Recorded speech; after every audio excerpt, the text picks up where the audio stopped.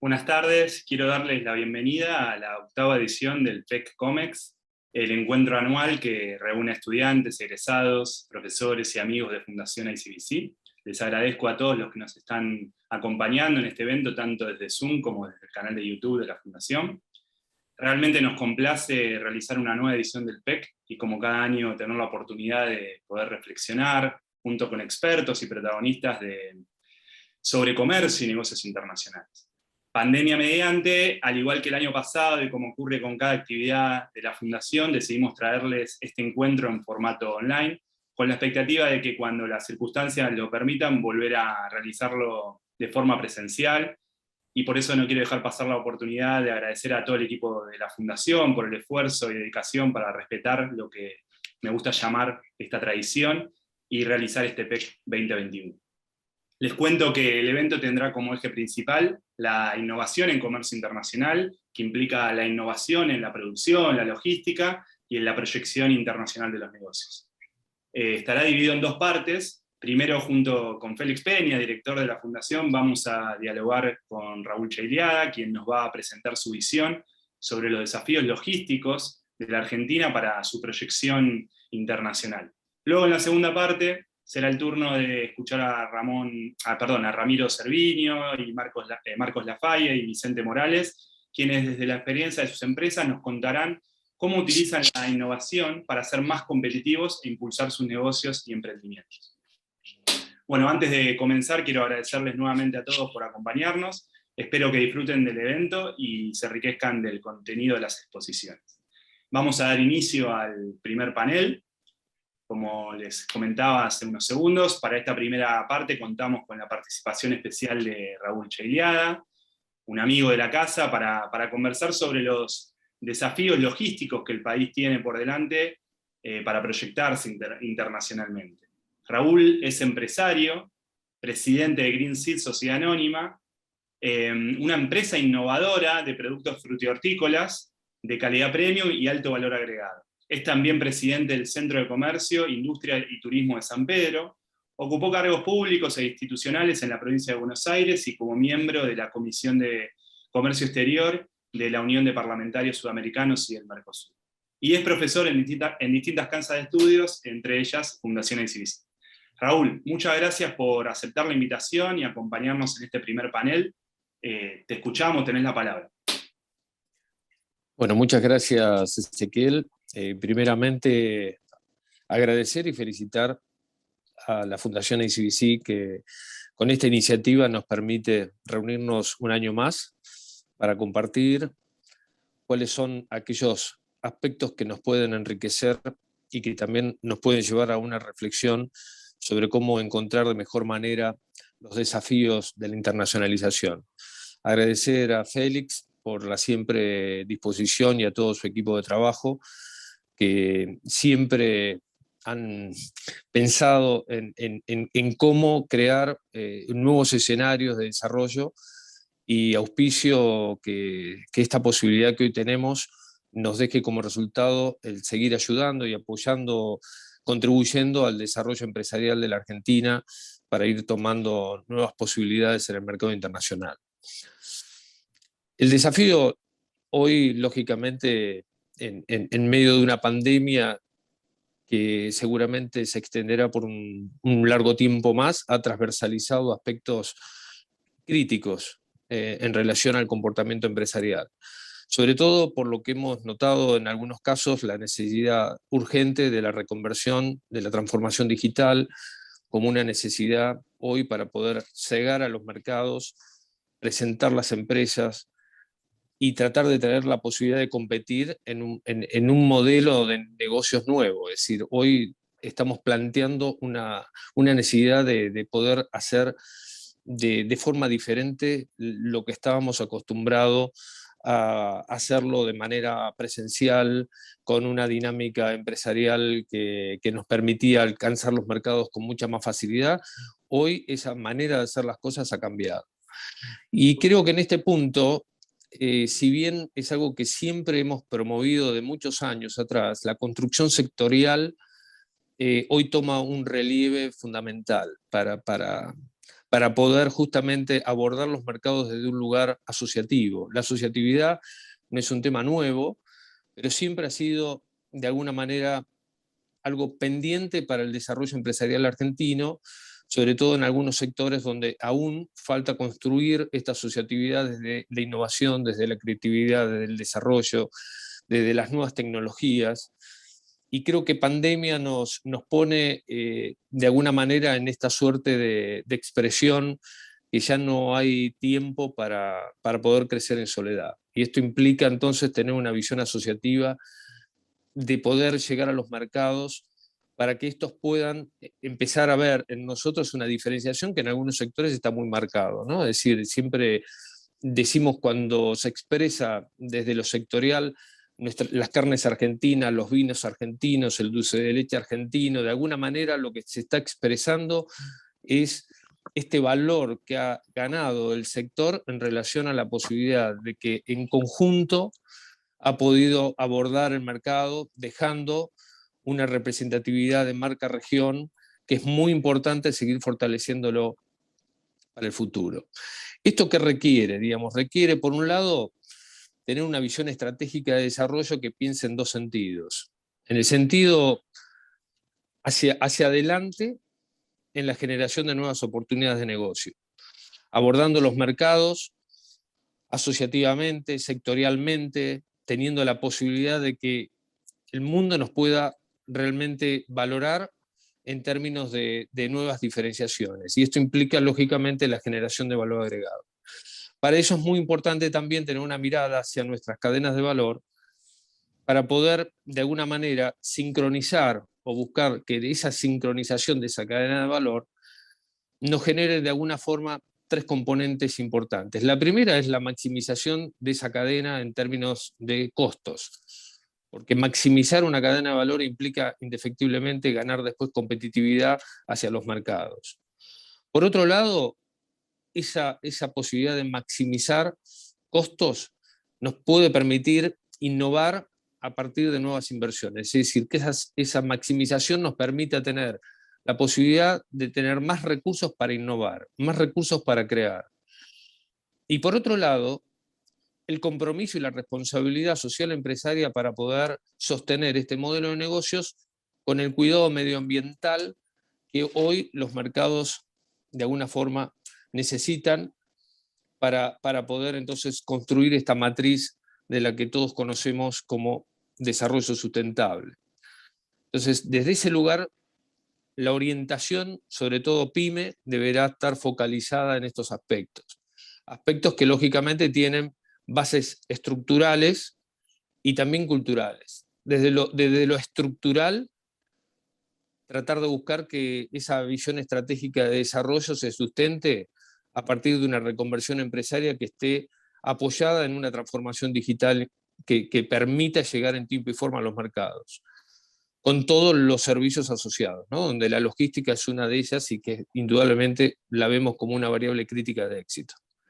Por otro lado, desde el punto de vista cultural, el promover el trabajo en equipo, el poder promover que todo ese encadenamiento de necesidades que tiene la empresa se pueda hacer a través de un proceso cultural que haga que sus recursos puedan trascender más allá del día a día, ¿no? Porque eso en definitiva permite llegar al mercado no solamente con un producto que reúna las condiciones que el mercado necesita para su comercialización, sino también a través de un concepto, ¿no? Es decir, nosotros vemos que el comportamiento del mercado hoy valora tanto al producto como al concepto que lleva asociado ese producto, y ese concepto es de alguna forma lo que transmite esa mejora continua que tienen las empresas a la hora de programar sus producciones hacia el exterior. En ese punto pensamos que las empresas deben de tener indefectiblemente una conectividad adecuada para poder alcanzar estos mercados y a su vez en lo que respecta a su desarrollo interno, seguir apoyando lo que hemos hablado muchas veces, incluso en el ámbito de la fundación, que es el fortalecimiento del triángulo de Sábato. Una participación activa del Estado, del sector privado y también de la universidad. Y que ese triángulo de Sábato sustente todos los desafíos que hacen a las nuevas tendencias de innovación.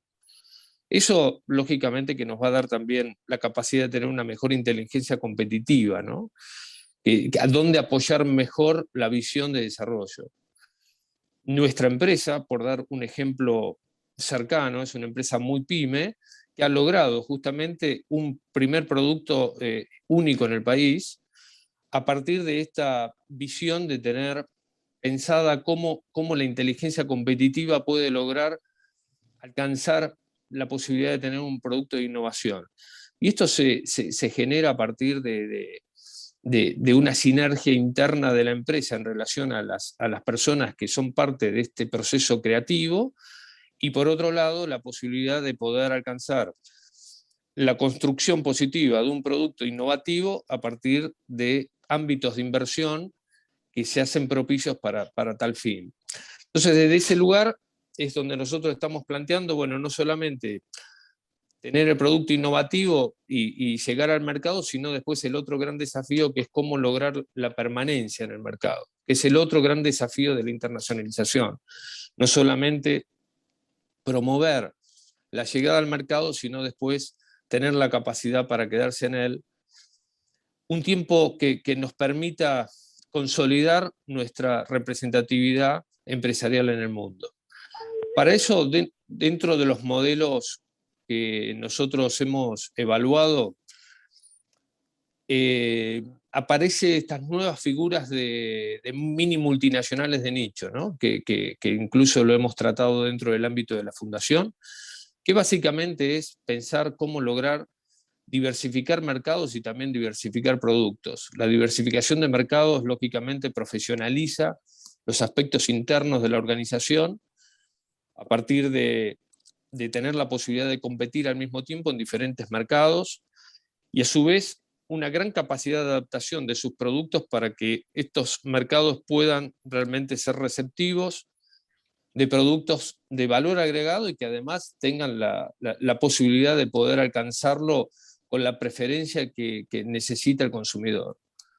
Porque en materia de preferencia, así como muchas veces hemos evaluado los aspectos de diferenciación y precio como dos aspectos o dos variables que influyen en la decisión de compra, hoy también vemos que hay otras condiciones. El consumidor impone otras condiciones que no solamente pasan por esta diferenciación y el precio, sino que tienen que ver con la percepción de poder ver un producto que responde a normativas de calidad adecuadas, que responde a conceptos que permiten traducir nuestra responsabilidad empresaria hacia el cuidado medioambiental, hacia la mejora continua.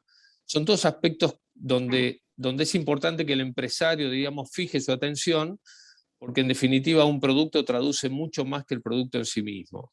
Entonces creo que acá, en este punto, toda esa cadena de valor debe de alguna forma asociarse a la visión de poder llegar de manera competitiva al mercado, y donde lógicamente los aspectos de carácter logístico son esenciales, porque de alguna forma la localización depende del mercado donde vamos a dirigir nuestras exportaciones, también hace pensar si es que en algunos casos no necesitamos establecer puntos estratégicos de distribución en el mundo que permitan competir a nuestras exportaciones al lado del mercado. Esto requiere, lógicamente, ahí una inteligencia competitiva en relación a la participación pública y privada, de pensar plataformas de negocio que permitan desde los propios mercados poder llegar con más facilidad a los consumidores. Hablamos de mercados incluso nuevos, ¿no? Todos los mercados del este que hacíamos referencia un tiempo atrás, como mercados que realmente son muy atractivos para poder ganar nuevas posiciones de nuestras producciones. Y esto requiere, lógicamente, una nueva educación, una nueva cultura de desarrollo exportador. Por eso que considero que hoy, más que nunca, necesitamos esta construcción asociativa, porque de alguna manera llegar al mercado con valor agregado es mucho más que solamente tener un producto que reúna sus condiciones normativas. También requiere, diríamos, que la competitividad se logre desde todos, digamos, desde la construcción de todos los sectores. Y en este punto me parece que tenemos que hacer hincapié en nuestras oportunidades de futuro, ¿no? Somos un país agroalimentario, tenemos un horizonte de futuro realmente muy importante, hace un mundo ávido por brindarle más innovación, más diferenciación, más valor agregado, también de alguna manera con una suerte de movilización de la sociedad hacia las zonas más urbanas, con más requerimientos, y Argentina acá tiene que tomar un rol protagónico para el desarrollo exportador futuro. Me parece que desde ese lugar Argentina tiene hoy un horizonte de oportunidad muy grande en el sector agroalimentario, sobre todo considerando las proyecciones que tenemos previstas para los próximos años. Así que desde ese lugar, en esta breve introducción, es mi intención transmitir los 2 o 3 conceptos que me parece que son muy importantes: el tema de la asociatividad como un eje estratégico de desarrollo, la construcción esta asociativa apoyada en una visión estratégica donde involucre a toda la cadena de valor para incorporarnos después a nuevas cadenas de valor globales y tener más capacidades de competitividad.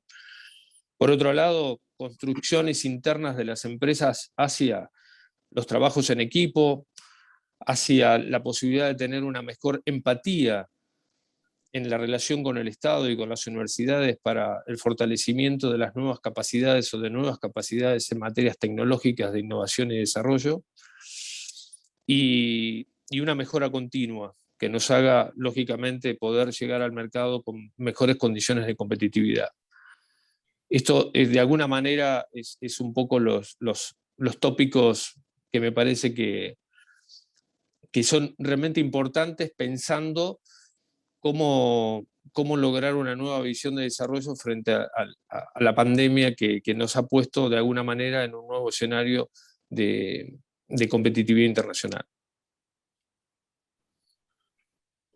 Bueno, Raúl, muchas gracias por estas primeras reflexiones y por esta presentación. Voy a invitar a Félix a que reaccione primero con sus comentarios, sus preguntas, así damos lugar al diálogo. Bueno, muchas gracias. ¿Me están escuchando? Sí, muy bien, Félix. Sí, perfectamente. Gracias, Raúl, y creo que has instalado muy bien el tema de nuestra reunión. Y el tema de nuestra reunión, en el fondo, es cómo mejoramos, y mucho, nuestra capacidad para detectar y movernos con horizontes de futuro. ¿Qué quiere decir esto? De que lo que está pasando hoy y en estos últimos tiempos, casi días, en el sistema internacional, está poniendo de manifiesto de que los horizontes del futuro están expuestos a constantes cambios. Y que, por lo tanto, si te preparas como empresa, pyme o grande, para entrar al mundo y no haces lo necesario para estar al día con los cambios que se van produciendo en el sistema internacional y en el mundo, en los países del mundo, vas a tener problemas para responder a una de las preguntas que tú planteaste, en el sentido de que el tema no es solamente, primera pregunta, cómo llegar a otros mercados, sino cómo permanecer en otros mercados. Y hago esta pregunta porque me da la impresión de que una de las dificultades fuertes que vamos a tener hacia adelante es de que claramente todos aquellos a quienes nos vamos a dirigir, empresas, consumidores, países, todos tienen muchas opciones y todos están dispuestos a utilizar las opciones que tienen. Por lo tanto, hacer todo un esfuerzo para ver cómo penetramos, por ejemplo, los mercados que van a ser cada vez mayores de África, implica estar constantemente entendiendo la dinámica de cambio que esos mercados van a tener a medida que el tiempo avance. Y esto de alguna manera es la tarea más complicada, más atractiva. Y esto revaloriza lo que tú señalabas, lo hemos conversado en otros momentos, lo que tú señalabas sobre la importancia del triángulo de Sábato. Es decir, lo que Jorge Sábato, Natalia Botana, hace unos 30, 40 años, instalaron como un concepto central para poder entender cómo te preparás para proyectarte al mundo, entre otras cosas. Y eso implica una fuerte interacción, colaboración entre el sector público, el Estado, el sector privado y el sector de la reflexión, del pensamiento. Es decir, el cómo establecer nexos entre el campo de batalla, donde está el sector público y el sector privado, con aquellos que pueden de alguna manera imaginar escenarios futuros, la medida en que el que está en el campo de batalla le diga, averiguame, investigame cómo hago para llegar a tal lugar y con qué, cómo adapto mi producto a lo que el consumidor de tales lugares puede querer. Y con la dificultad de que cuando terminas de hacerles el diagnóstico puede haberse vuelto obsoleto por la dinámica de cambio que estás observando. Estos eran mis primeros comentarios para provocarte reflexiones en esa línea. Y estos comentarios están basados en 3 constataciones que hemos hecho todos en estos días sobre las nuevas características del mundo en el cual aspiramos, esperamos competir con nuestros productos, nuestros servicios y demás. Y por un lado, tú lo mencionaste, la experiencia de la pandemia. La experiencia de la pandemia, entre otras cosas, nos indica de que era y es muy, muy difícil saber cómo va a impactar lo que se llama la pandemia en distintos países en distintos momentos. Es decir, la pandemia es un fenómeno que es global, pero que no tiene formas de ser encarado con respuestas globales, sino que cada uno tiene que adaptar su respuesta a lo que puede. El segundo fenómeno, que creo que es más serio que el de la pandemia, que es el fenómeno que ahora ya está cada vez más visible, que es el fenómeno del cambio climático. Es decir, de vuelta, un fenómeno global que impacta en todos los países y frente a los cuales ningún país per se puede dar respuesta salvo en su territorio, pero el problema es que no es un tema que solo se da en su territorio, no hay fronteras. Al igual que la pandemia, cambio climático no tiene frontera. Y ha aparecido un otro fenómeno, que en realidad, al igual que los otros dos, vienen de hace tiempo. Pero ahora ha aparecido con una dimensión muy fuerte y además están entrelazados, que es el fenómeno ya más político, pero con enorme impacto social y económico, que es el fenómeno del terrorismo. Es decir, lo tenemos muy presente porque todos nosotros hemos estado viendo lo que vivimos en su momento de una manera u otra, los más jóvenes no lo han vivido, del 11 de septiembre, de las Torres Gemelas. Pero que no es solamente ese hecho, sino lo que llevó a que ese hecho tuviera la magnitud que tuviera. Y que hace que hoy se diga, no, bueno, pero eso es prácticamente imposible. No, es posible. Todo es posible hoy. Dejo estas provocaciones, no sé si son muchas las provocaciones, Raúl, pero solamente para señalar que hay mucho para conversar, mucho para pensar, mucho para hacer, y que lo que tú estás sugiriendo y planteando va al fondo del futuro del comercio exterior de un país como Argentina y de los países que nos rodean. Muchas gracias, Félix. Por un lado, en función de la variable de cambio, que era uno de los temas que planteabas, desde la perspectiva de las empresas, hoy lo que se llama el localismo, que en realidad es un término ya bastante antiguo, pero se remoderniza a partir de pensar de que esto necesita de una visión del actuar localmente con una visión global. Entonces las empresas generalmente, sobre todo la pyme, trabaja digamos, desde lo operacional hacia la búsqueda de mercados, pero a su vez está todo el tiempo transversalizada por una cultura internacional, por una economía internacional, por una política internacional, que a su vez está todo el tiempo cambiando. Entonces, no tener afinado, por así decir, la visión global, de alguna manera lo que genera es que muchas empresas se ven a veces afectadas por esta suerte de no haber podido anticipar algunas variables de cambio que pueden afectar el desarrollo empresarial.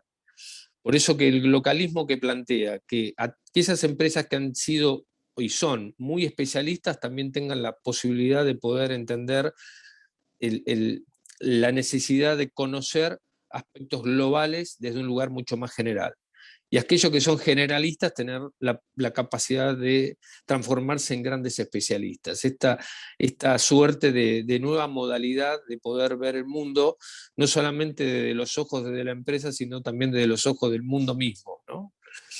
Y entonces, lo que me trae a la reflexión, en relación justamente al último punto que vos tocaste, es que lo que era una verdad a la mañana posiblemente a la noche dejó de serlo. Y esto sucede de esta manera en términos de cómo el mercado a veces responde frente a las nuevas condiciones que se imponen.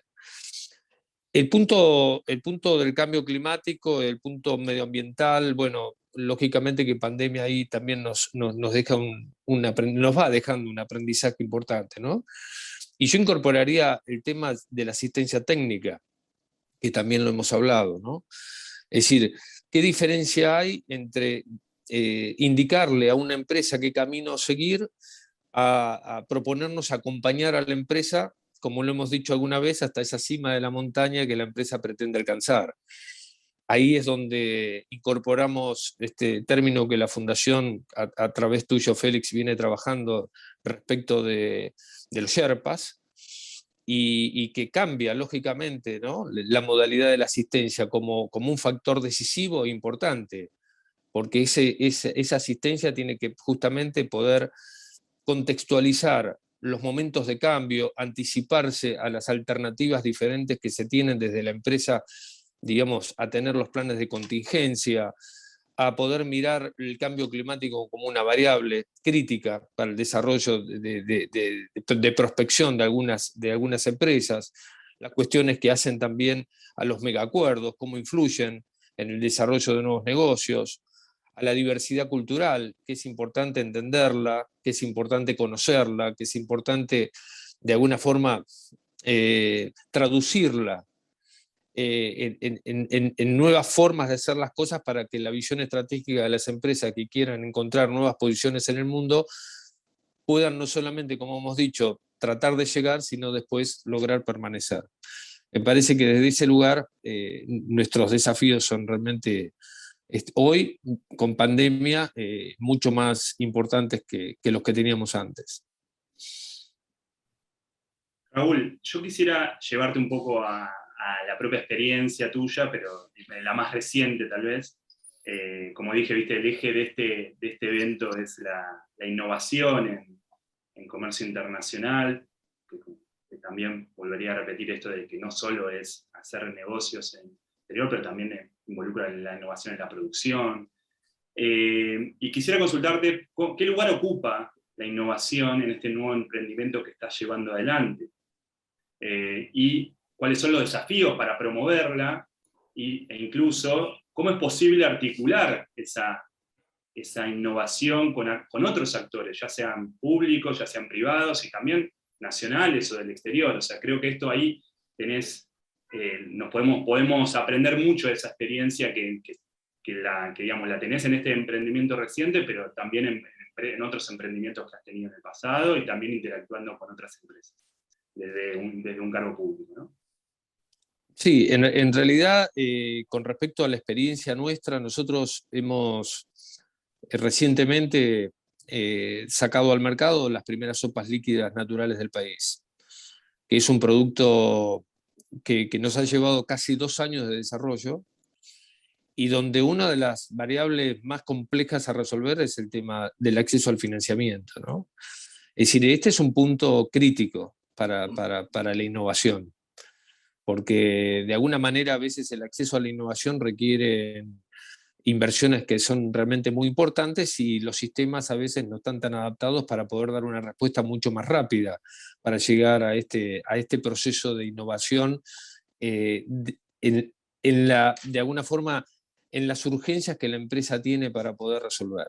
De hecho, nuestra empresa tardó 2 años en todo el proceso de desarrollo, porque era un proceso complejo. Hoy tener un producto 6 meses de vida útil en el sector alimentario, sin conservantes, natural, 100%, es un gran desafío e innovativo. Y esto a veces requiere tiempos de procesos que son muy difíciles de sostener si no hay herramientas financieras que puedan flexibilizar de una forma mucho más dinámica, mucho más rápida el acceso a las tecnologías. Este es un gran punto, digamos, ¿no? Y creo que también hemos, incluso desde la función pública, discutido este tema de las herramientas y del apalancamiento financiero, y sobre todo del sector del emprendedorismo, ¿no?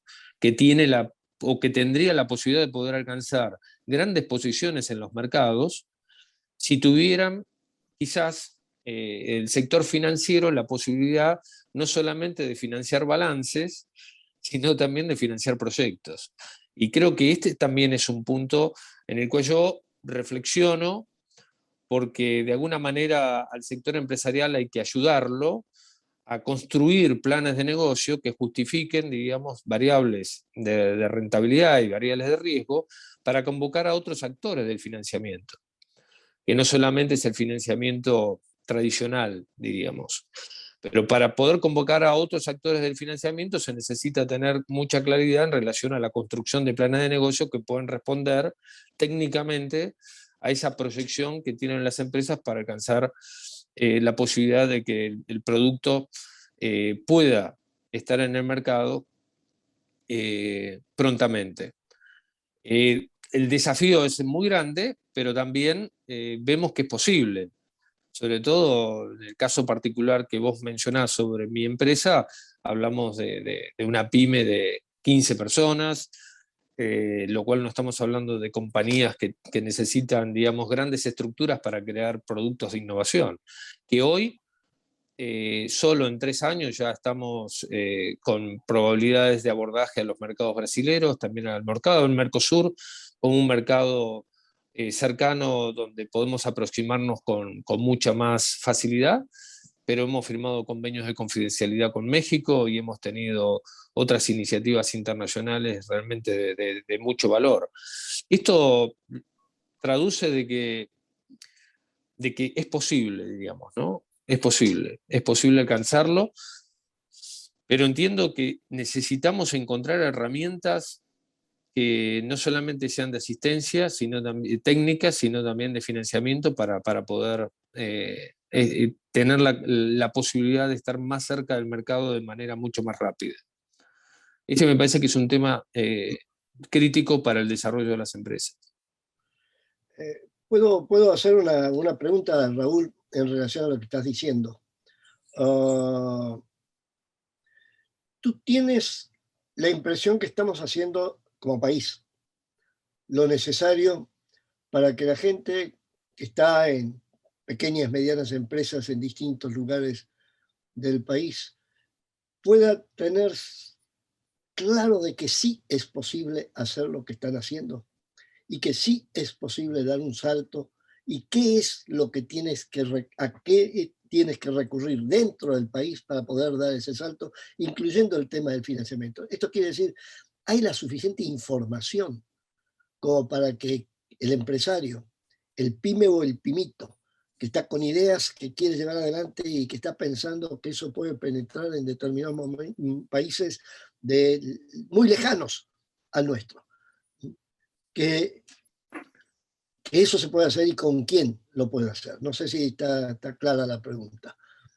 Sí, yo incluso habiendo estado en la función pública, entiendo que hoy necesitamos un Estado que por lo menos tenga una planificación de largo plazo en relación justamente a estos objetivos que se están planteando de poder generar la posibilidad de potenciar nuestra capacidad exportadora al mundo. Esto es una definición política, digamos, ¿no? Es decir, es necesaria una definición política que esté orientada, digamos, a la internacionalización de la empresa PYME en el mundo.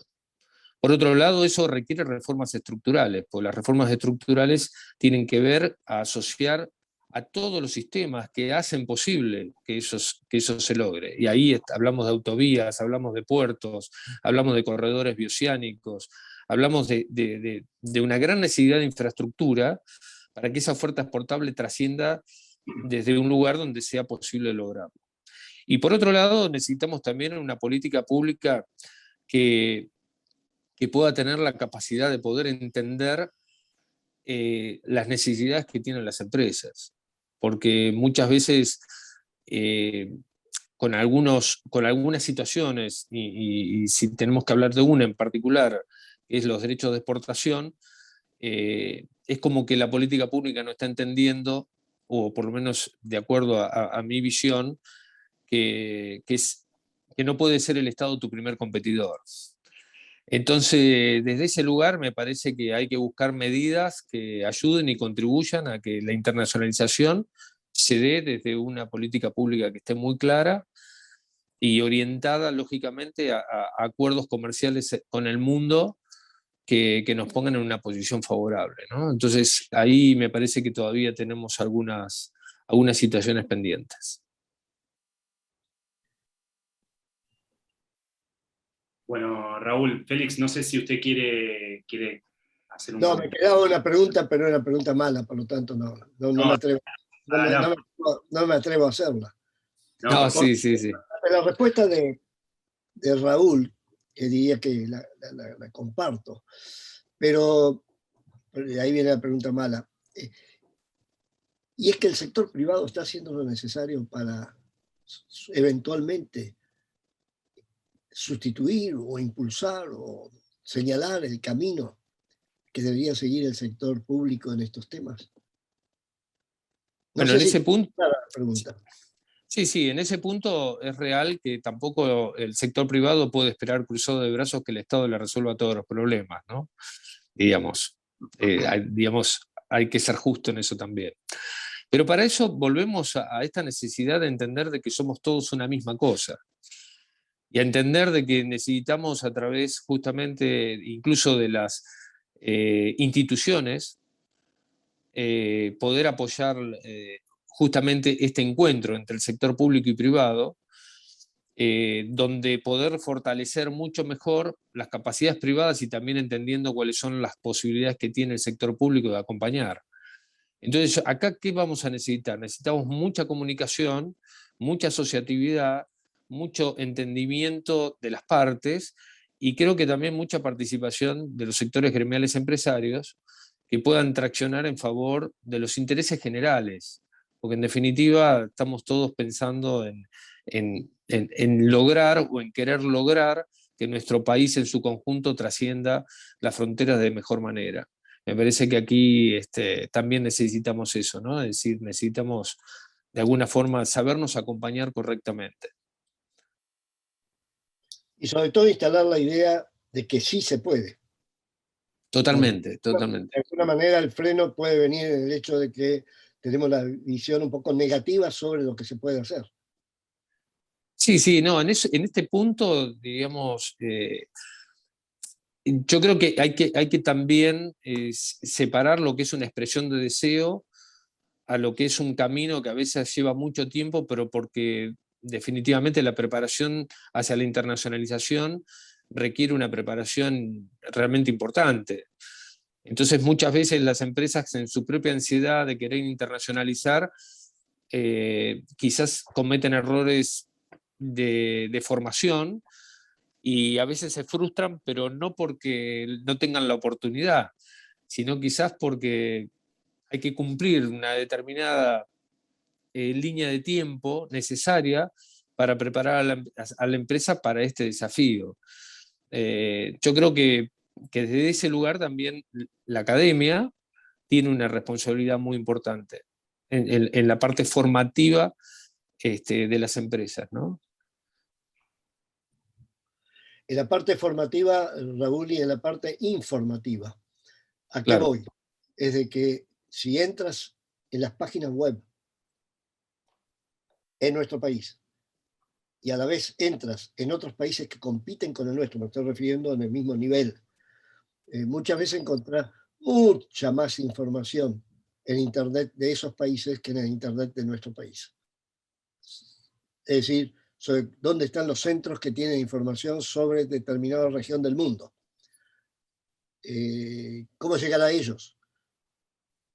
Y cuando entras en las páginas web de esos centros, tener evidencia de que efectivamente están trabajando al estilo sábato, es decir, conectado con el Estado, conectado con otras instituciones del sector informativo y conectado con el sector empresario. No sé si está claro eso, pero me da la impresión de que hoy en día no puedes responder muchas de las preguntas más elementales que tienes que hacer, partiendo de la base de lo que hemos estado hablando, que estamos en un escenario tremendamente novedoso en materia de competencia internacional.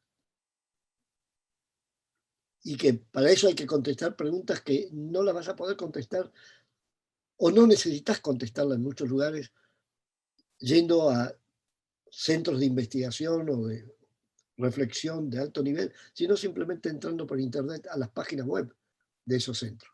Yo he estado haciendo ese ejercicio esta tarde y me encontré con algunas instituciones de otros países que compiten con el nuestro, que me lleva a decir, uy, pero ¿estamos nosotros haciendo eso que están haciendo ellos?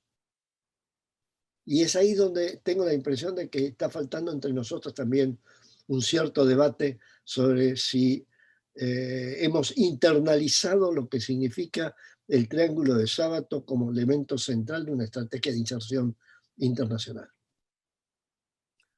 Sí, totalmente de acuerdo, Félix. Además, consideremos un detalle que no es menor, diríamos, ¿no?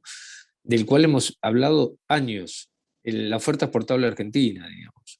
Ya tenemos que partir un poco desde ahí, ¿no? Es decir, qué difícil que se nos hace, digamos, generar una oferta exportable que podamos traducirla hacia el mundo de manera mucho más actualizada, con información que, como bien decís, es estratégica, porque en definitiva, lo que para nosotros antes era muy difícil de lograr, saber quién nos compraba, estamos hablando de muchos años atrás, quién eran los potenciales compradores, hoy es una información que rápidamente el empresario la tiene disponible. Entonces, lo estratégico no es, digamos, la información en sí mismo, sino cómo usarla, la información. Porque también en ese cómo usarla significa, bueno, yo tengo este producto donde en 24 o 48 horas tengo no menos de 200, 300, 500 potenciales compradores en el mundo que compran esta posición arancelaria. Lo cual, si el problema era saber quién me podía llegar a comprar, es un tema resuelto. El tema es, ¿le podré vender? ¿Podré llegar a ese mercado? ¿Con qué estrategia? ¿Cómo lo penetro? ¿Cómo me quedo? Y ahí la información se hace estratégica. ¿Cómo la uso esa información? ¿No? Bueno, Raúl, la verdad que te hemos aprovechado, creo, Félix también, a usted también lo hemos aprovechado de mucho. Les quiero agradecer por tan interesante diálogo. Raúl, por tu presentación, tus reflexiones, siempre es un placer escucharte y conversar con vos. A los que están participando, esperamos que lo hayan disfrutado, vos también Raúl, vos también Félix, y los invitamos, como a todos los participantes, a continuar siendo parte de este PEC, con lo que sigue, que es el panel de casos. Así que muchas gracias a ambos, y continúa el PEC. Muchísimas gracias. Gracias, Félix, gracias, Ezequiel, y a todo el equipo.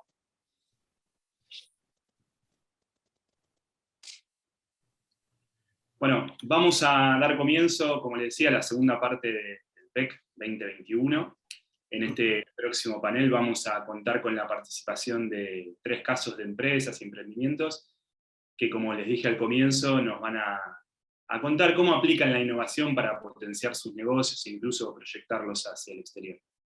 Ellos son Ramiro Cerviño, Vicente Morales y Marcos Lafaye. Vamos a comenzar escuchando a Ramiro Cerviño, quien nos va a presentar el caso de Fully Cargo, empresa de la que es socio fundador. Además, Ramiro es exdirector nacional del programa sociocultural del Ministerio de Cultura de la Nación, es arqueólogo y se desempeña como consultor en movilidad eléctrica, logística sustentable y urbanismo inteligente. Muchas gracias por acompañarnos, Ramiro, te escuchamos. Bueno, buenas tardes, ¿me escuchan bien? Sí, te escuchamos bien, por ahora no te vemos, pero sí te escuchamos. No puedo, el anfitrión me tiene que habilitar. Bueno, ahí lo vamos resolviendo. Dale. Bueno, Gracias. Muchas gracias por esta invitación. Para contar un poquito de qué se trata, ahí estoy, ¿cómo andan? De qué se trata Fully. Bueno, arranco brevemente contando un poco quién soy, como dijiste vos, Ezequiel. Soy arqueólogo, consultor en movilidad eléctrica y sustentable y urbanismo inteligente. Una mezcla genial como para que vayan entendiendo cómo nace Fully. Bueno, inclusive está bueno destacar que estudié comercio exterior en la Cámara Argentina de Comercio, ahí pegadita a la Casa Rosada. No sé si sigue estando. No era lo mío, claramente. Todo lo que era Incoterms, matemática financiera, bill of lading, no entendía nada, pero sin embargo, en lo que era logística, era el mejor de la camada, siempre me interesó. Así que, nada, no la terminé, pero siempre me quedó esa duda de la logística, que como impulsadora o como el medio, del fin para poder llegar y manejar el comercio. Por supuesto, después me fui a vivir 2 años a Francia, trabajé en museos por mi profesión, trabajé en laboratorio de conservación y en Francia me di cuenta del uso y lo importante de las bicicletas. Yo soy un fanático de las bicicletas de hace mucho tiempo, de joven, no porque sea viejo, pero muy de joven. Hacía freestyle, después hice mountain bike y siempre tuve ese hobby, ¿no? Por decirlo de alguna manera. Vuelvo a la Argentina, me pongo a trabajar en otras empresas que nada que ver, textiles y demás, y siempre por alguna razón u otra terminaba trabajando en la parte logística, la parte más dura, más técnica. A mí me gusta mucho el tema técnico, más allá de que sea arqueólogo, ¿no? Suena paradójico, pero es así. Y siempre terminaba trabajando en esas áreas. En el año 2017 me convocan para una dirección nacional en el Ministerio de Cultura, como bien dijiste vos, Ezequiel, y trabajé hasta el fin del mandato, que fue en diciembre del 2019. Ahí me encontré con que no tenía trabajo, tenía una casa, una esposa, 2 hijos, un perro, un alquiler que pagar, y no sabía qué hacer. Marzo del 2020, pandemia.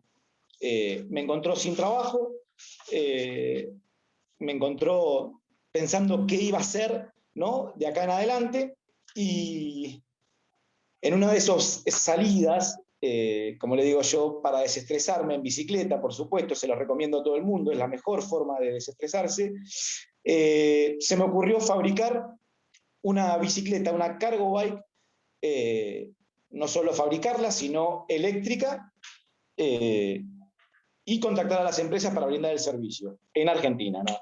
Una locura atómica, como dice mi socio, que es Martín, que después contaré un poco de él.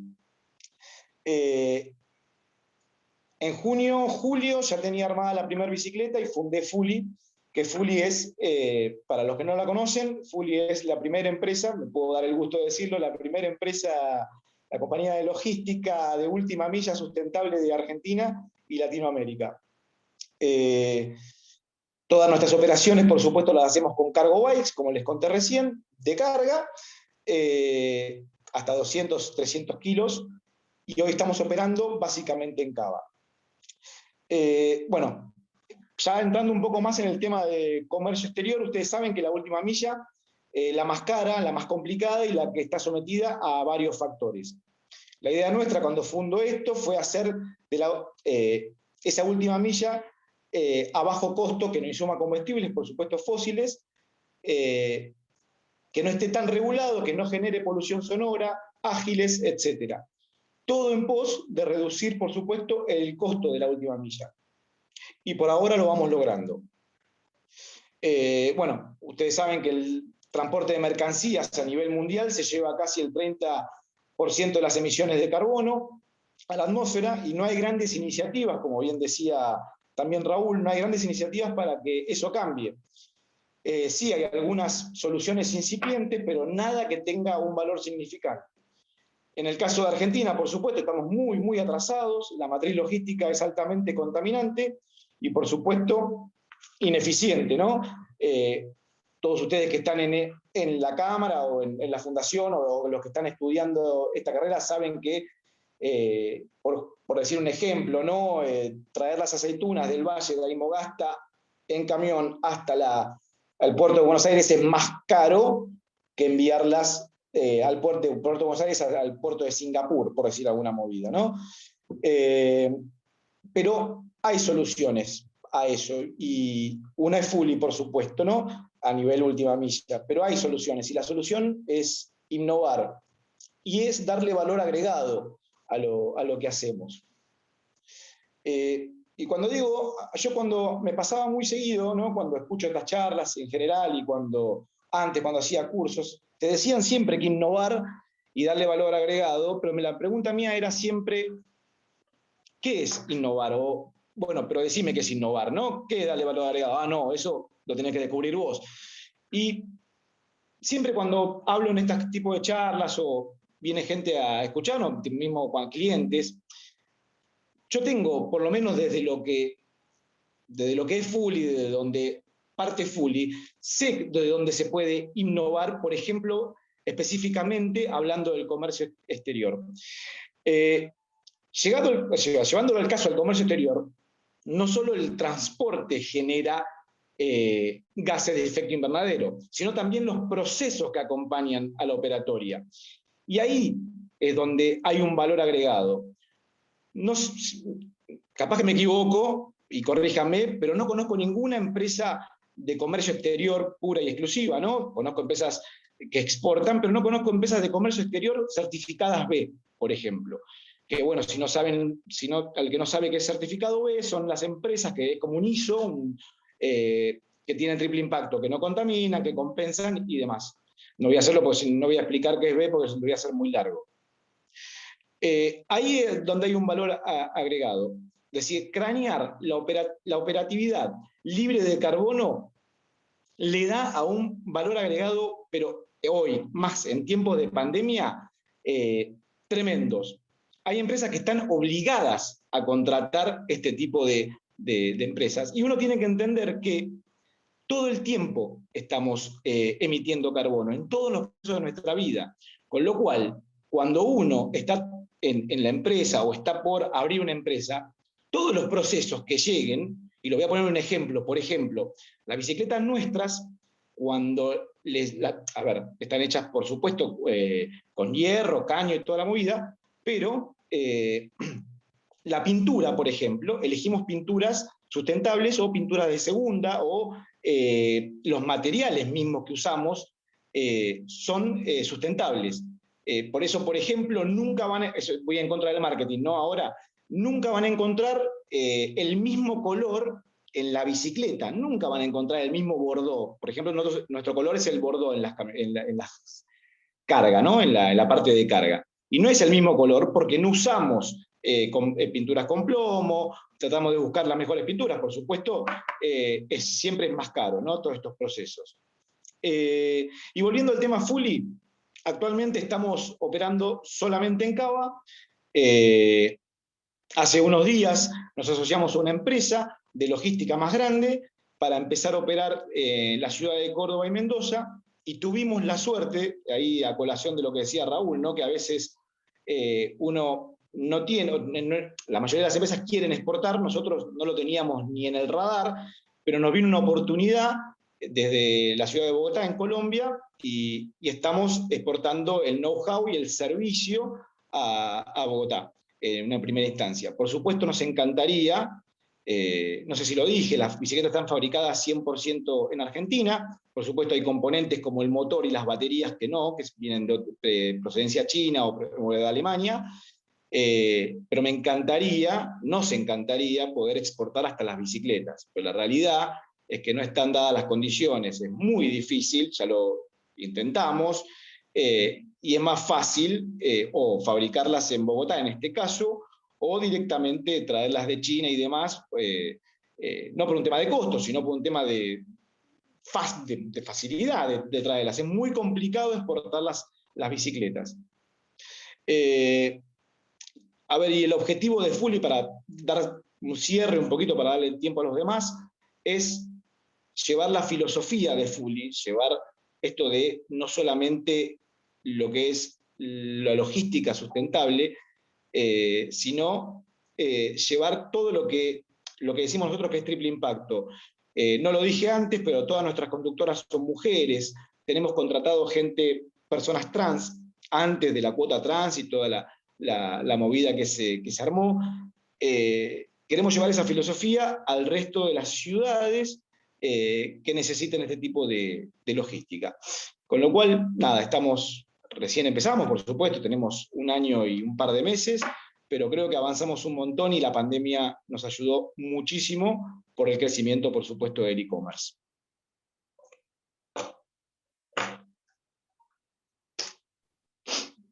Bueno, Ramiro, muchas gracias por tu presentación. La verdad, muy interesante y muy inspirador lo que nos acabas de exponer, sobre todo esta conexión entre innovación y sustentabilidad.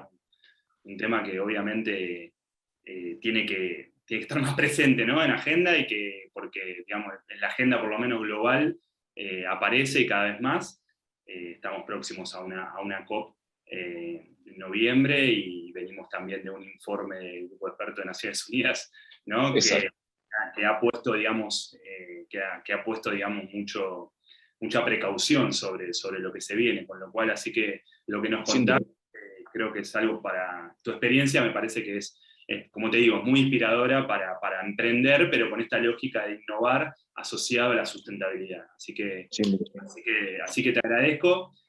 Ahora seguís, o sea, no te vayas, o sea, vamos a seguir hablando.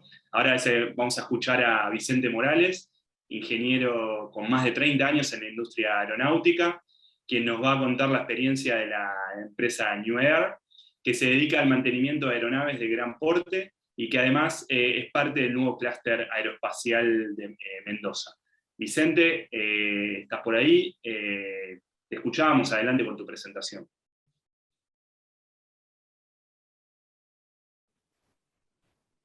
No me deben estar viendo. Ahora sí. Buenas tardes. Antes que nada quería agradecerle a la Fundación ICBC por la invitación y bueno, explicarles un poquito, contarles un poquito de un tema que quizás muchas personas no conocen, que es el mantenimiento aeronáutico y cómo nuestra empresa fue variando y logramos exportar servicio aeronáutico desde una provincia. O sea, como ustedes saben, Mendoza es una tercera o cuarta plaza en aviación. La primera, casi con el 90%, es Buenos Aires. Entonces nosotros logramos exportar servicio aeronáutico desde una provincia, y creo que fuimos los primeros en exportar servicios aeronáuticos, los primeros y los únicos hasta ahora, en exportar, fuera de las grandes líneas, en exportar servicios aeronáuticos para aeronaves de transporte. La aeronave de transporte, por supuesto, es la aeronave de línea aérea, la aeronave que todos conocemos, que ahí me ven mejor, ¿verdad? Estoy un poco desenfocado. Es la aeronave de línea aérea, la aeronave que todos conocemos, la que tomamos cuando viajamos y demás. En lo que pasó en su momento, desde Chile, comenzamos a exportar, ya digo, servicios aeronáutica. Empezamos a hacer las grandes inspecciones de los aviones de 737-200 de la línea Sky de Chile, y las comenzamos a hacer en Mendoza. Eso nos llevó, y lo voy a tratar de llevar no desde el punto de vista técnico, sino desde el punto de vista de exportación, a que la aduana de Mendoza, los exportadores, las agencias exportadoras de Mendoza y demás, no estaban acostumbradas, era algo nuevo. No eran botellas, corcho, vino a granel y demás cosas, eran piezas o partes aeronáuticas. Entonces, absolutamente todas las guías que venían, los aviones entraban con una importación temporal, y venían una serie de 30, 40 guías de importación, guías viejas que se llaman, y todas pasaban por Canal Naranja. O sea, nosotros jamás tuvimos una guía que pasara por un canal que no fuera naranja. Era todo porque, bueno, hasta que la gente se acostumbró, un poco lo que decíamos, ¿no? En la privada, cómo tiene que trabajar la empresa privada con el Estado. Al principio el Estado nos miraba desde el punto de vista, ¿dónde está la trampa? ¿O qué me van a traer? ¿Cómo me van a querer? Y después cuando se dieron cuenta que en realidad no era así, que lo que nosotros queríamos hacer era trabajar, y lo que estábamos haciendo era un bien para la provincia y para el país, se comenzó a flexibilizar bastante el tema. Pero al principio nos costó mucho. Yo te digo que explicar a Habana desde cómo eran los componentes de un avión, qué era un overhaul y cosas por el estilo, que no se conocían, y tener que ir y explicarlo, y explicar que estaba contemplado en el régimen de aduana, y aprender un montón de aduana. Siendo ingeniero aprendí un montón de aduana por el régimen aduanero. Pero lo pudimos hacer, después las condiciones políticas nos fueron llevando a que, por condiciones, o sea, los extranjeros no tenían confianza en que pudieran sacar los aviones del país, cuando empezaron todas las trabas a la exportación y demás cosas. Entonces ahí fuimos disminuyendo lo que eran los servicios al exterior. Y comenzamos en el año 2017, con un cambio de mentalidad importante, que era el advenimiento de la low cost y de otro sistema de mantenimiento del que todos estábamos acostumbrados. 2017 llega Norwegian y comenzamos a darle el servicio de mantenimiento en todo el país a Norwegian.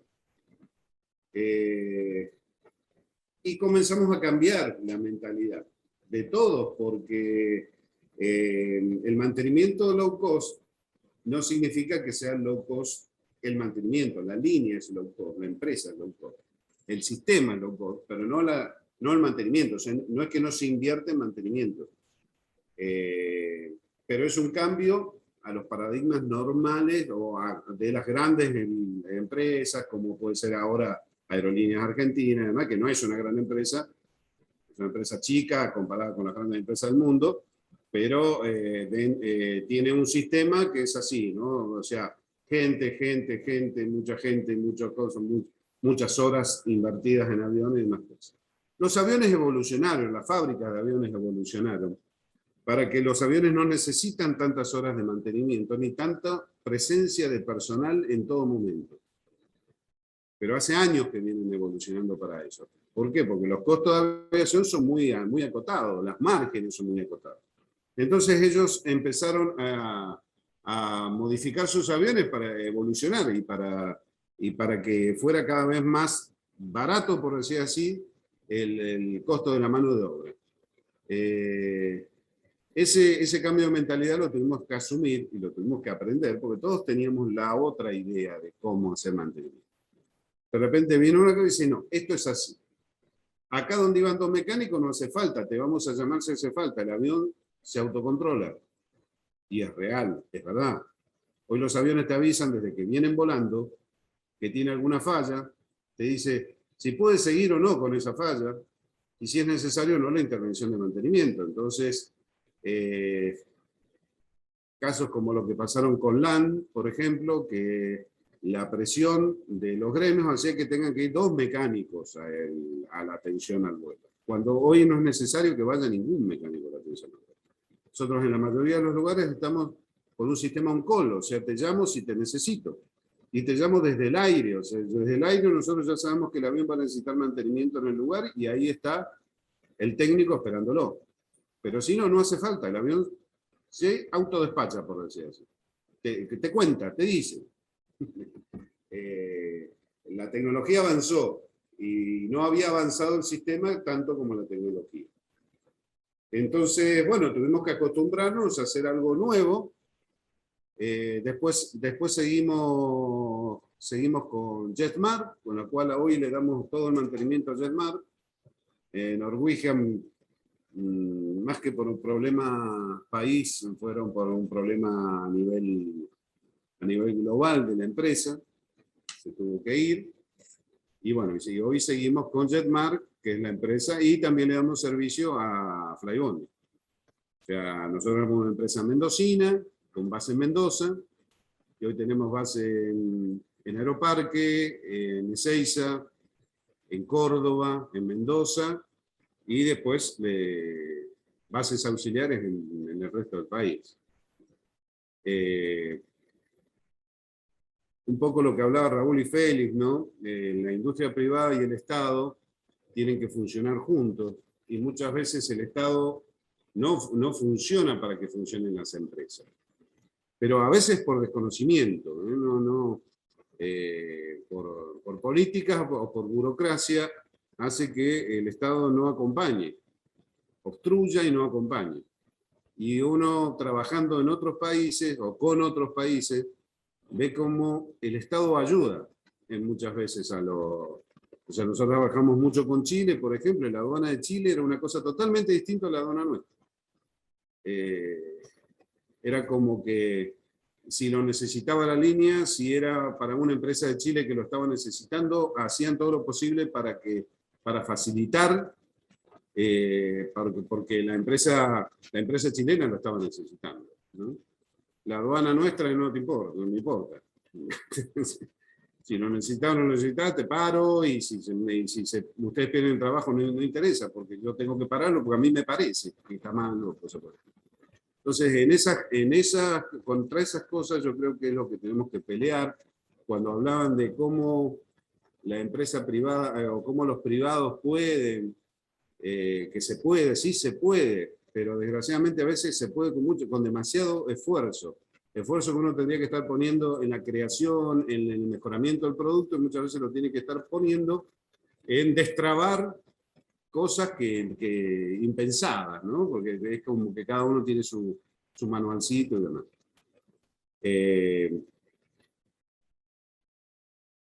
Creo yo que uno, por ejemplo, de las cosas que nos impiden o que nos dificulta son los seguros de caución. Cuando nosotros empezamos a hacer mantenimiento bajo la vieja usanza, los seguros de caución es un seguro para cuando uno importa un bien en forma temporal, como es que el bien no vaya a ser, o sea, que asegurarse que sale del país. Si no sale del país en los tiempos que tiene que tener, el bien se va a cobrar el seguro de caución, el Estado.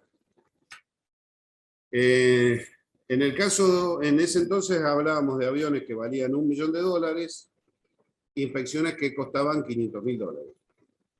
Entonces el costo del seguro de caución eran $18.000 y se diluía en el costo real de la inspección. Era grande, era alto, había que explicar al cliente que tenía que pagar eso por un seguro.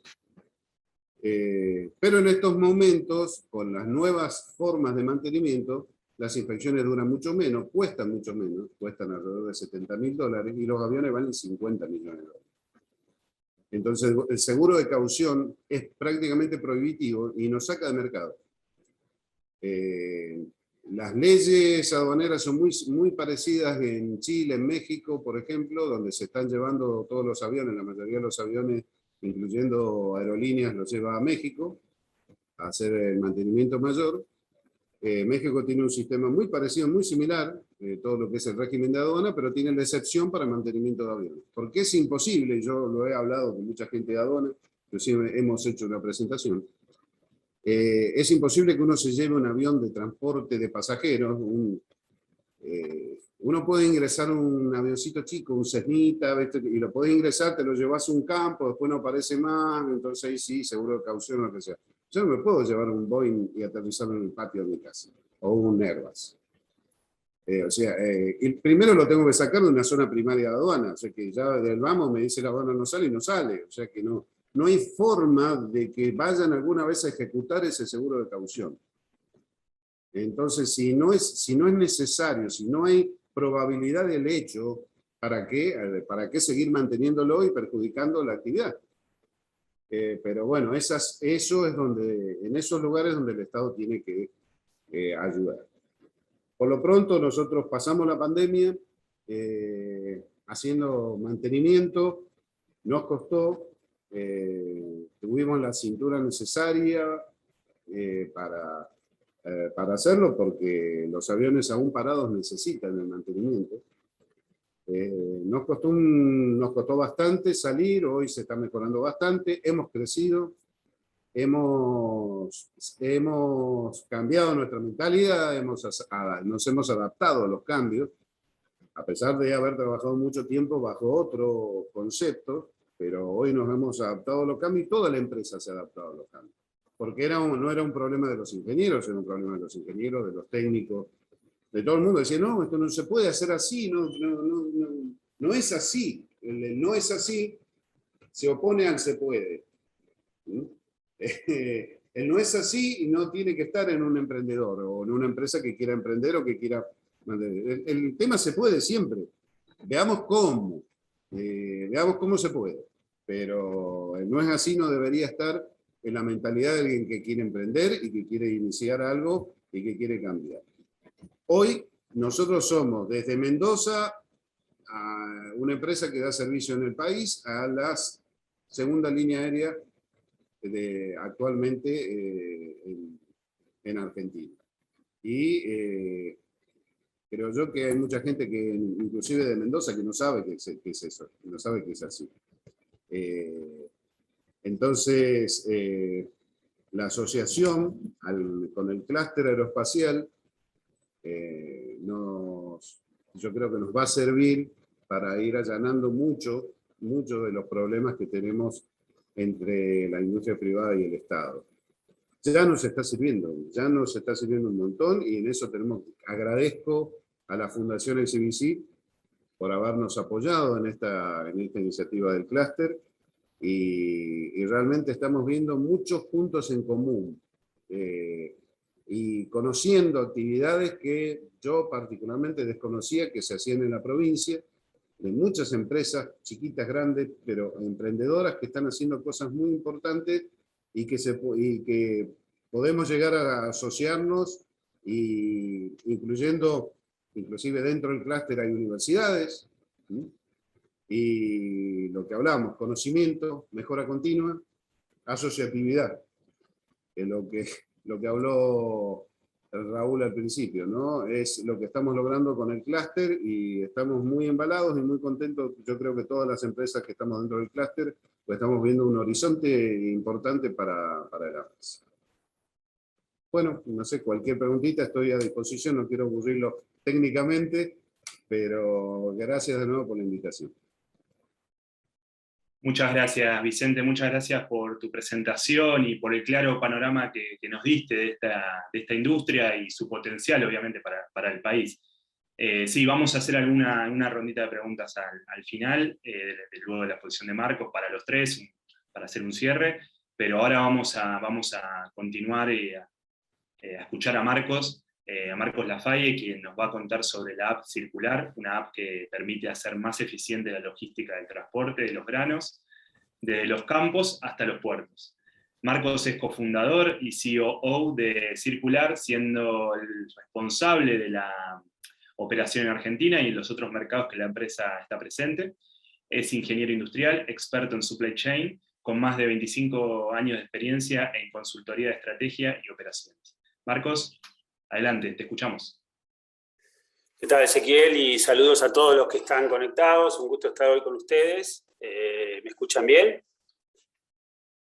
Bueno, como dice Ezequiel, hoy yo les voy a presentar sobre una plataforma que se llama Circular, que da servicios a todo el sector de commodities agrícolas, hoy en Argentina y en Paraguay, con planes para extensión en varios otros países de toda América.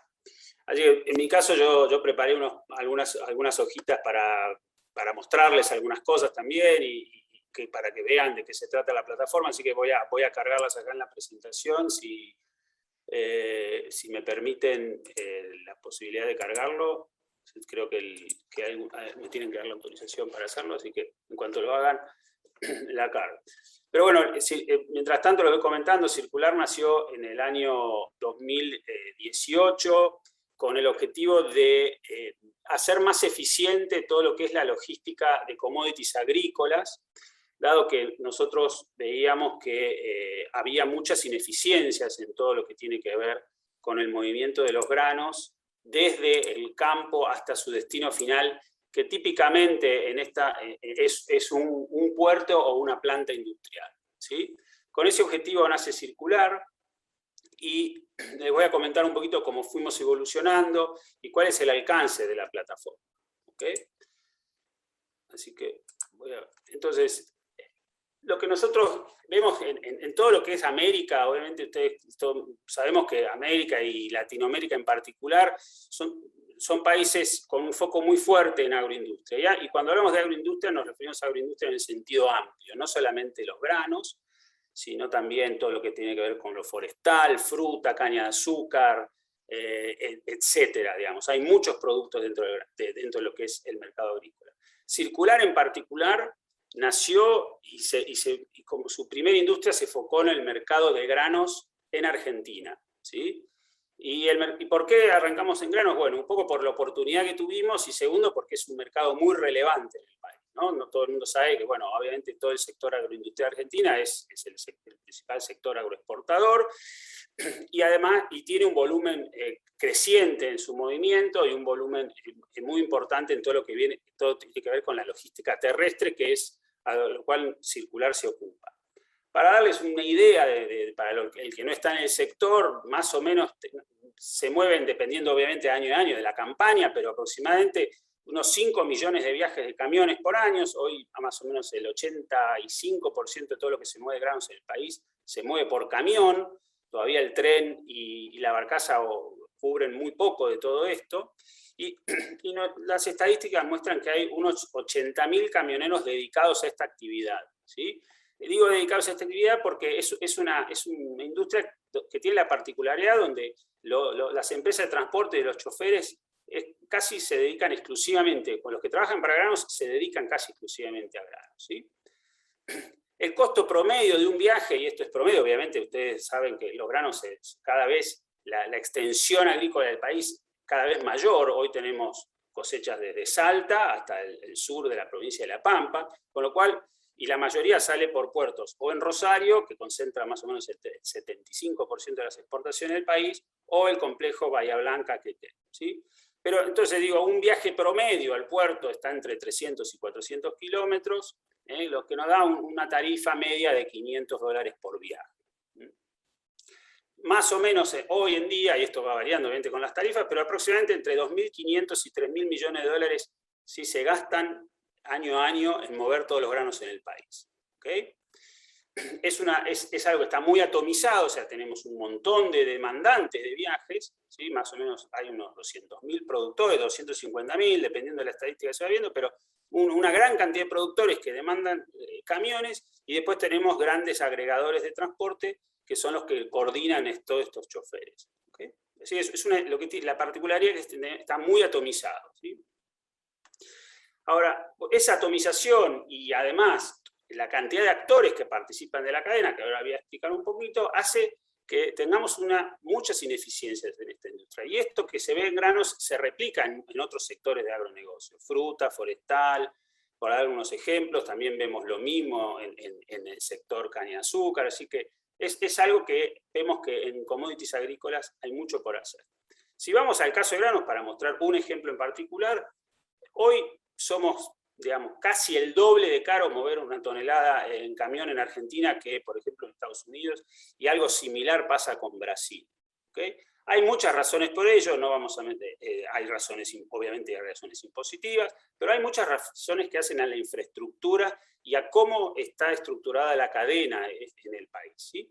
Como digo, si vamos a una cadena tradicional, o sea, o todo arranca de un productor, pasa por una planta, típicamente por una planta de acopio, que es donde se almacenan temporariamente los granos. Hoy también tenemos el silo bolsa en el campo, pero hablemos de cualquiera de esas dos etapas. Tenemos una empresa de transporte y un chofer que hace el movimiento propiamente dicho, y típicamente un puerto. ¿Sí? Entonces tenemos típicamente esos actores, ¿no? Cada uno de esos actores aporta tradicionalmente a las ineficiencias, y voy a dar algunos ejemplos para que ustedes se hagan una idea de qué estamos hablando.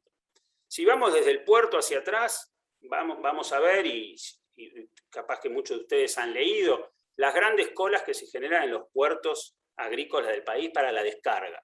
La descarga y ahora les voy a mostrar unas fotos de ello que lo ilustran muy bien, pero históricamente, ahora esto por suerte está mejorando, en eso también estamos trabajando nosotros, un camión tardaba hasta 24 horas en descargar, o sea, llegaba al puerto y hasta que la cola y todo el proceso de descarga demoraba hasta 24 horas. ¿Sí? Esto obviamente genera muchas ineficiencias en toda la cadena hacia atrás. ¿Sí?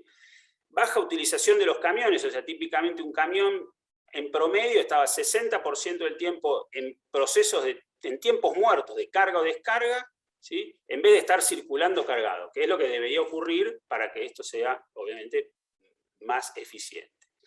Después, hacia atrás, en todos los procesos administrativos, es una industria en general, el agro, ahora, todos ustedes saben, hay mucha tecnología que se está volcando al agro, pero típicamente en lo que es la logística, seguimos con procesos muy manuales, con apoyo mucho de papel y celular, o sea, teléfonos celulares, papeles, mucha documentación en papel, procesos repetitivos, es decir, bajo apoyo de la tecnología en general. ¿Sí? Es decir, digamos, algunas de las causas de estas son causas que impactan en la diferencia de costo, sacando toda la parte impositiva de lado. ¿Okay? Entonces, nosotros lo que dijimos es, bueno, ¿cómo podemos aportar desde la tecnología para mejorar esto? Para que lo vean, si alguna vez lo vieron en el diario, esta es una foto clásica de marzo-abril, si ustedes van a Rosario. ¿Sí? Es lamentable verlo así, pero es nuestra realidad de país. Nuestra realidad de país es, somos un país grandemente agroexportador, se habló en esta charla muchas veces, pero lamentablemente la infraestructura para exportar esos granos es, les diría, está comparado con otros países, 30 o 40 años atrasada. ¿Sí? Si ustedes van a recorrer los caminos que llegan a los puertos rosarios, y es realmente todavía muchísimos de esos caminos son caminos de tierra o ripio y muy malos para el tránsito de camiones de 30 toneladas. ¿Sí? Es decir, que eso es parte de la infraestructura con la cual convivimos. ¿Sí? Y es parte de lo que... Ahora, ¿cómo podemos hacer desde la tecnología para mejorar esto? Aportar a reducir, por ejemplo, estas grandes filas, y estas grandes filas traen inseguridad, traen robos, traen accidentes y muchas otras cosas más. ¿Okay? Entonces, ¿qué es lo que hacemos desde Circular? Desde Circular lo que hacemos es soluciones inteligentes para orquestar la logística de commodities. Hoy, como les dije, agrícolas. ¿Sí?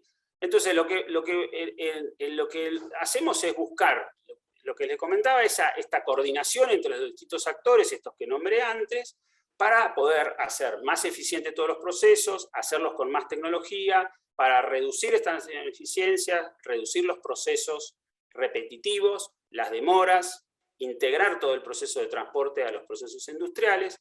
En fin, en conjunto buscamos hacer soluciones que vamos desarrollando a medida que va avanzando todo lo que es el desarrollo de la plataforma, para lograr hacer más eficiente y menos costosa la logística de estos commodities.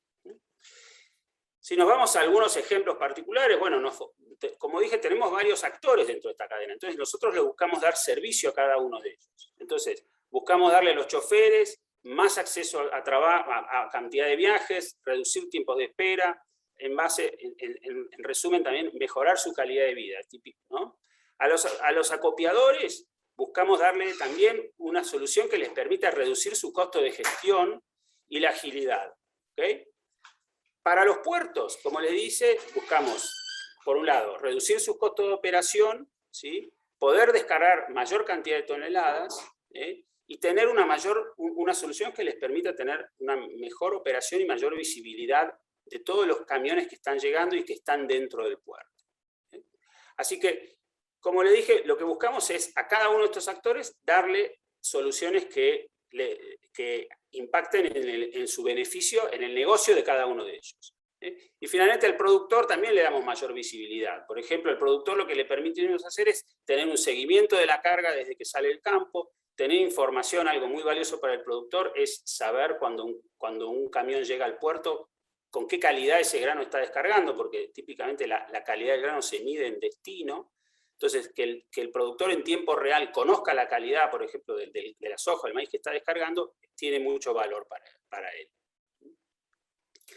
Entonces, desde el punto de vista tecnológico, y sin entrar en mucho detalle, Circular es una plataforma que está compuesta de varios módulos que están todos integrados entre sí y se comunican, ¿sí? Entonces tenemos un módulo para todo lo que es los dadores de carga, que está enfocado en plantas de acopio, empresas de transporte, un módulo para los grandes receptores de mercadería, típicamente los puertos, pero también grandes plantas de acopio que están a lo largo del país, y luego una aplicación que típicamente la utilizan empresas de transporte o choferes, ¿sí? Que tiene como, digamos, como varios perfiles. ¿Okay? Todos estos elementos, a su vez, trabajan con información que tenemos una integración con sitios públicos del gobierno para traer información de valor para la plataforma. Para dar un ejemplo concreto, los choferes, lo que hacemos nosotros es traer la documentación digitalizada de los choferes, todo lo que se pueda traer de sitios públicos. Por ejemplo, verificación técnica de los camiones, un registro de conductor o chofer que se llama LINTI. O sea, toda esa información es información pública con los cuales estamos integrados con el Ministerio de Transporte y la disponibilizamos ya para que quede dentro de la plataforma. Ahora, nosotros venimos trabajando, como les dije, desde el 2018, ya tenemos una operación muy importante en el país. Ahora les voy a mostrar unas curvas de crecimiento. Estamos operando con los principales exportadores de granos del país, ya que tienen la operación de todos sus puertos dentro de Circular. Algunos nombres probablemente conocidos para muchos de ustedes serán Cargill, Dreyfus, AGD, Molinos Agro, son empresas, algunas multinacionales y otras argentinas. Y después, este año comenzamos la operación en Paraguay también, donde ya tenemos 4 exportadores trabajando con nosotros, y la idea es, luego que nos estabilicemos en Paraguay, ya tenemos el mercado de Uruguay como próxima etapa en el desarrollo de nuestro plan de negocios. Con lo cual nuestra idea es expandirnos por todo el sector de Mercosur y luego ya estamos en conversaciones para empezar a entender y ver cómo Circular puede aplicar en el mercado de Estados Unidos. Nuestro foco fuerte al inicio fue el crecimiento de nuestra red de usuarios, ¿sí? Este es un ejemplo, en este caso les muestro cómo fue creciendo el despliegue en el uso de los choferes. Como yo les comentaba, acá los choferes son una parte muy importante de todo el proceso, porque los choferes cierran el ciclo logístico y son los que los necesitamos como usuarios de la plataforma para poder, por ejemplo, gestionar los viajes y hacer lo que llamamos sacar turnos en los puertos. Hoy, del total de, como les dije, de más o menos 75.000, 80.000 choferes que hay en esta industria, tenemos casi el 40% ya como usuarios de Circular, y esta curva sigue creciendo. La idea es queremos llegar a tener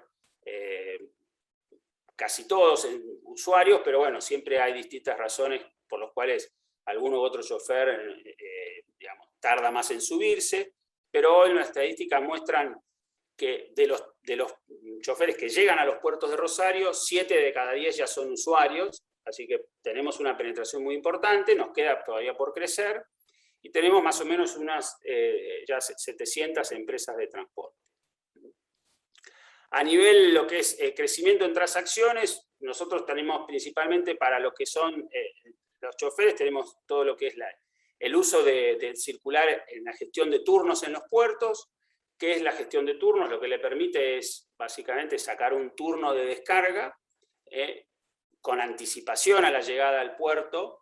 Lo que le permite ese turno es presentarse en una cierta banda horaria al chofer en el puerto, y si él cumple en ese horario, su proceso de descarga se hace más rápido, es decir, pasa a una fila con prioridad y termina reduciendo su tiempo de permanencia en el puerto de una manera muy importante.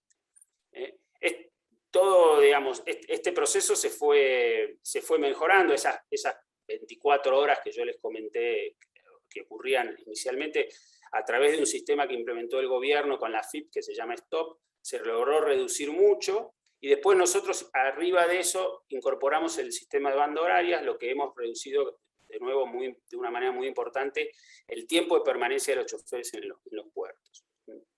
Si lo medimos a modo de ejemplo, les muestro acá, esto es abril-mayo de este año, que fue el momento de la cosecha gruesa, que es el momento de mayor afluencia de camiones a los puertos, donde más o menos en un día normal en la zona de Rosario se reciben entre 15 y 20.000 camiones, o sea, por eso se generan las colas y el congestionamiento.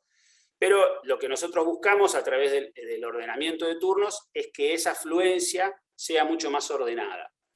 Y más o menos como promedio, en esta campaña los choferes se ahorraron, los que sacaron turno y los cumplieron en horario, se ahorraron 3 horas menos en todo el proceso de descarga. Acá hay ejemplo de 5 puertos testigos, que fueron usuarios muy importantes en esta campaña. Si contabilizamos el total de turnos que se tomaron multiplicado por el promedio de horas ahorradas, te le diría que ahorramos unas 550.000 horas de demora o de esperas en los puertos en total de la campaña, ¿sí? Algo que tiene un impacto muy importante en todo lo que es la logística hacia atrás, porque para entender esto, o sea, un camión espera menos en el puerto, quiere decir que se libera antes para volver al campo, cargar de nuevo y volver al puerto a descargar. Esto en época de cosecha es muy relevante, porque en época de cosecha la demanda de camiones es muy alta. Entonces, liberar un camión antes permite que el proceso se haga más eficiente, y eso obviamente tiene un impacto en los ingresos de los choferes y puede tener un impacto importante en el costo total de lo que es la logística de la campaña, ¿no? Bueno, asociado a esto, algo que estamos trabajando en paralelo es estamos armando la comunidad de choferes más grande del país. De alguna manera nuestro objetivo es revalorizar el trabajo de los choferes. ¿Por qué digo revalorizarlo? Porque típicamente son como el patito feo de la industria, ¿no? Han sido siempre de alguna manera maltratados, de alguna manera. Así, por ejemplo, hacerlos esperar un día para descargar es realmente no es una forma muy, digamos, lógica de trabajar con los choferes. Entonces, lo que nosotros buscamos es no solamente darles servicio, sino a su vez revalorizar su trabajo. Y para eso desde el año pasado empezamos a armar, con el objetivo de armar una comunidad donde primero les permita compartir experiencias, permita obviamente compartir lo que es toda la funcionalidad de circular, y después compartir temas mucho más, digamos, que sea, por así decirlo, lúdicos, o que representen un poco más la experiencia de ellos. Entonces se comparten videos de historias, se comparten, por ejemplo, ahí hay una foto de una hija de un chofer que les hizo una canción como, digamos, de alguna manera saludándolos. Hay un día que se celebra el Día del Transportista, o sea, entonces después hacemos campañas de promoción. Por ejemplo, este año hicimos en La Gruesa una campaña dando premios a los choferes que se llamó Los Grosos de La Gruesa, y le dábamos premios a los choferes por cumplir los turnos en horario. Hicimos premios muy relevantes en órdenes de compra y otros premios. Así que lo que buscamos con esto es generar un sentimiento de comunidad, un sentimiento de pertenencia, y poder generar un espacio donde ellos puedan compartir sus inquietudes y compartir digamos, lo que es el día a día de un transportista que está mucho tiempo fuera de la ruta, de su casa, y mucho tiempo en la ruta, ¿no?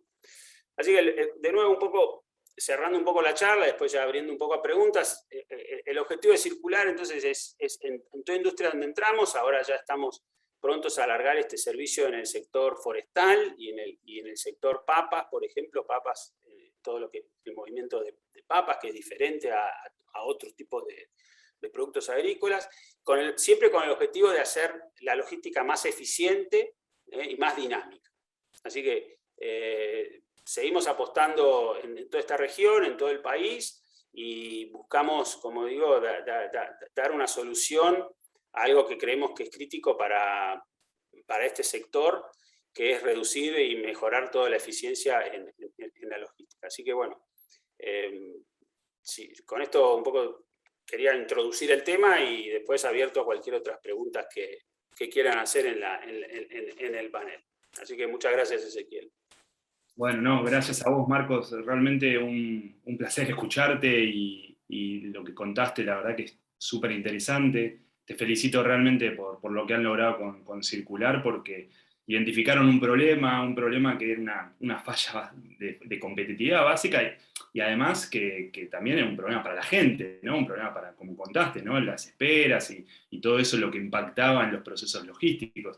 Y a través de la tecnología ofrecen una solución al alcance de la mano, ¿no? Un desarrollo que está al alcance justamente de quienes lo necesitan, y lo ponen en práctica. Y bueno, como ahí en los números que dabas, sobre todo ese de las 555.000 horas que se han ahorrado, me parece que eso es impactante. Así que muy bueno escucharte, y me parece que aprendemos mucho al hacerlo. Yo quisiera ahora, en una breve rondita, hacerles dos preguntas para los tres, que creo que pueden ser útiles, sobre todo para los que nos están escuchando, quienes están viendo, que en sus presentaciones, la de los tres, dejaron entrever factores que hacen a la competitividad y la diferenciación. Si tuvieran que elegir uno que a ustedes les parezca el más significativo, a modo de consejo, ¿no? ¿Cuál sería? Sobre todo para aquellos que quieren hacer la experiencia de emprender o tener una empresa propia, como han hecho ustedes. Y por otro lado, en este PEC, como saben, están participando muchos estudiantes, y para ellos resultaría seguramente muy interesante conocer qué cualidades, qué características valoran más en sus recursos humanos. ¿Qué hace a la diferencia a la hora de elegir unos u otros? Así que si se animan, podemos arrancar con una rondita, en el mismo orden que hablaron, que presentaron, y podemos empezar con Ramiro, que un poco nos responda a estos dos interrogantes, y después vamos con Vicente y finalizamos ahí con Marcos. Ramiro. No sé si no lo... Bueno, por ahora no lo veo. Ahora, Ramiro, si te parece, Vicente, vamos con vos.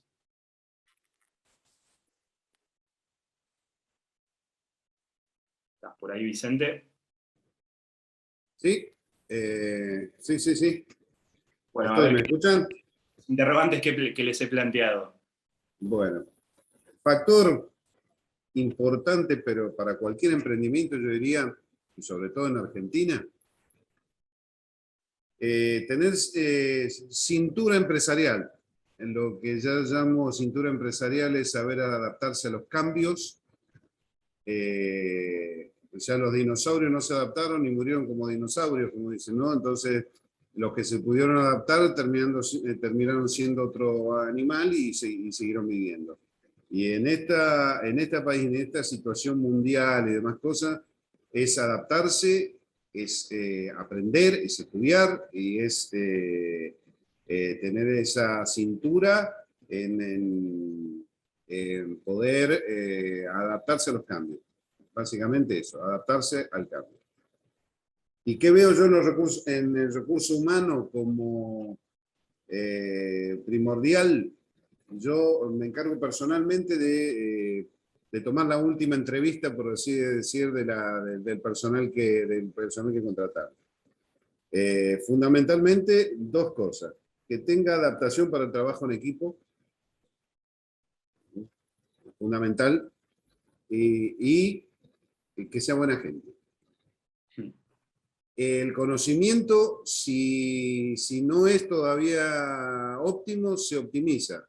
El conocimiento se da con capacitación, si hace falta. Pero ser buena gente y tener la cultura del trabajo en equipo es muy difícil ya en una persona madura poder lograrlo. Entonces, para mí, esos dos factores son fundamentales. Bárbaro, Vicente, muchas gracias. No, por favor. Mira, yo creo que hay un factor para nosotros que fue crítico en el desarrollo inicial de Circular y es por nuestra visión integrada, es escuchar mucho a las distintas problemáticas de los usuarios, ¿sí? Porque muchas veces uno tiene una primera idea de lo que quiere hacer, pero es muy importante escuchar necesidades y escuchar las problemáticas antes de alguna manera de definir el producto o servicio para lanzar, ¿no? Y en nuestro caso eso fue muy importante porque como yo les mostré ahí, tenemos básicamente 4 o 5 grupos de usuarios diferentes con visiones y problemáticas de alguna manera hasta complementarias en algún caso, ¿no? Entonces, recorrer el país literalmente desde Salta hasta el sur de La Pampa, donde realmente lo hicimos escuchando a diferentes empresas de transporte, acopiadores, ir a todos los puertos de Rosario y de Bahía Blanca y escuchar las distintas problemáticas y las distintas necesidades. Antes te diría casi que de desarrollar el piloto fue muy importante. O sea, y durante también, porque obviamente uno va desarrollando a medida que va escuchando, ¿no? Eso para nosotros fue crítico, ¿no? Y lo segundo, te diría, además de lo que nombró Vicente recién, que es ser flexible todo el tiempo, porque el país así te lo plantea, es tener en nuestro caso, tenemos una diversidad muy grande de tipos de usuarios, ¿sí? ¿Qué me refiero con esto? Tenemos gente de una gran diversidad de edades, ¿sí? En un mundo donde la tecnología hoy para una persona de 20 años ya nació casi con un teléfono en la mano, y usuarios ya de 60, 70 años. Entonces tenés que trabajar y tenés que pensar en esas diferentes necesidades y cómo hacerlo para que para todos sea natural el uso y la incorporación a la red, ¿no? Así que eso fue para nosotros crítico. Y el segundo caso, no puedo más que coincidir con Vicente. Creo que son los dos temas para nosotros muy importantes también, ¿no? La adaptación en el trabajo en equipo, que sea bueno, y también trabajar con gente que sea confiable, que sea buena gente, hoy te diría que es algo muy importante a la hora de armar el equipo y también que entre el equipo haya un buen sentimiento de pertenencia y que todos se sientan cómodos, ¿no? Eso es algo muy, muy importante para nosotros. Buenísimo, Marcos. Bueno, nos queda pendiente la respuesta de Ramiro, que ha tenido algún problema técnico de conexión, pero para ir cerrando, les quiero agradecer realmente a los tres por ser parte de este PEC, por dedicarnos su tiempo y por, a partir de sus experiencias en sus empresas, inspirarnos a emprender, a innovar, a imaginar soluciones concretas y ponerlas en marcha a pesar de los obstáculos que nos impone la realidad, ¿no? Siempre. El mensaje que nos han transmitido creo que es muy movilizador y por eso les agradezco, así como también agradezco a todos los que estuvieron participando, siguiendo este encuentro. Espero que lo hayan disfrutado y se lleven enseñanzas y una buena pizca de inspiración. Gracias y los esperamos en la próxima actividad de la Fundación y por supuesto en el PEC 2022. Gracias y saludos para todos.